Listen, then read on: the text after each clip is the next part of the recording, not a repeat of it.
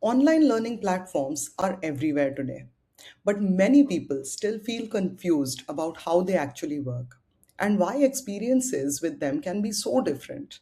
In this video, I'll explain how online learning platforms work, the different types that exist, and how to think about choosing one so you don't end up disappointed.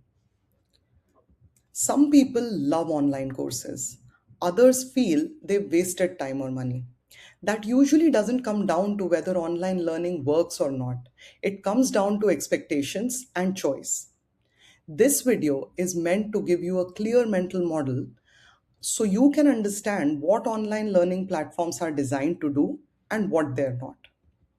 At a basic level, an online learning platform delivers skills through structured video lessons. Content is organized into courses or programs, and you can learn at your own pace online. What's important to understand is what these platforms are not. They are not university degrees, they are not coaching or mentorship, and they don't guarantee outcomes. They provide structure, not results. Online learning platforms exist because learning on the internet can be overwhelming. It's hard to know where to start, and there's often no clear progression. Platforms try to solve this by organizing information, sequencing lessons, and making learning more focused. They reduce confusion, they don't replace effort. One of the biggest reasons people struggle with online learning is that not all platforms work the same way. Most online learning platforms fall into three broad categories. Understanding these categories is far more important than memorizing platform names. The first type is course marketplaces. These platforms host courses from many independent instructors. You usually buy individual courses and get lifetime access. The advantage is flexibility and low cost, especially if you're exploring a new skill.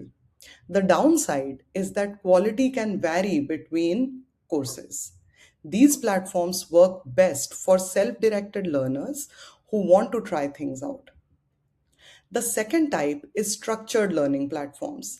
These usually offer curated programs, clearer learning paths, and sometimes certificates. They tend to be more academic or career oriented. These platforms work well if you want progression and guidance and you already know what skills you want to build. The third type is subscription based skill communities. You pay for ongoing access and focus more on practice and experimentation rather than formal structure. These platforms are well suited for continuous learning, creative skills, and people who learn by doing. Most disappointment with online courses doesn't come from bad content. It comes from mismatched expectations. People often choose based on price alone, expect motivation instead of discipline, or assume certificates automatically lead to outcomes. When expectations don't match how the platform is designed to work, frustrations follow. What's interesting is that the same course can receive very different reviews from different people. One person might say it completely changed how they understand a topic, while another says it was a waste of time. In many cases, the content itself hasn't changed. The learner's expectations and behavior have. For example, some people expect an online course to push them forward like a teacher, a classroom, or a deadline would. But most online courses are designed to be self paced. They assume the learner is already motivated and will show up consistently without external pressure. Another common issue is buying courses impulsively because they are inexpensive. When a course costs very little, it's easy to treat it casually or watch a few videos, then stop. Later, that same person may feel disappointed, not because the course was poor, but because it was never really used. Certificates are another source of confusion. Many learners assume that completing a course automatically leads to recognition, career change, or tangible outcomes. In reality, most online courses are designed to build skills, not to replace experience or guarantee results. So, when people say online courses don't work, what they often mean is that the course didn't work the way they expected it to. Understanding this difference upfront can prevent a lot of frustration and wasted effort. In course marketplaces, especially, prices, instructors, and course depth can vary significantly. This variation is normal, it is not a flaw. It simply means the learner has to be more intentional about choosing courses rather than assuming all courses are equal. Online courses are very good at teaching defined specific skills. They break learning into manageable steps and allow you to learn at your own pace. When used intentionally, they can be extremely efficient. What online courses usually don't do is hold you accountable, adapt to your personal situation, or replace real world practice. Progress still depends on how consistently you apply what you learn. The platform supports learning, it doesn't create discipline. Before choosing any platform, it helps to ask three simple questions. Am I exploring or trying to master a skill? Do I need structure or flexibility?